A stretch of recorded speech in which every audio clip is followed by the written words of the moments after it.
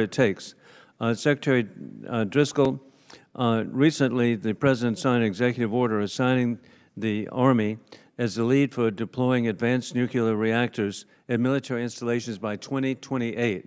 And I see America benefits from President Trump's vision and leadership in this development. In South Carolina, with the Savannah River site that I have the opportunity to represent, and I'm the only member of Congress who's ever worked at Savannah River site, nuclear capability is very important.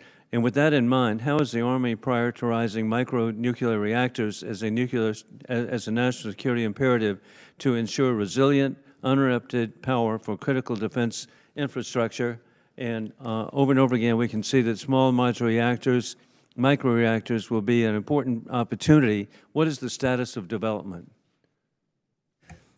We couldn't agree more. So contested logistics is going to be, when you look at what just happened in Russia this past weekend and the ability of these cheap drones to contest logistics lines, the Army owns that and has historically owned that. And what we will need to do is, for a lot of the new tools that are coming out, directed energy, they have incredible energy requirements.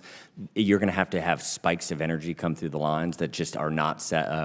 The current technology is not sufficient for it, and we are standing up groups to run the same experiments we were talking about. We were trying to do on small nuclear and the micronuclear reactions.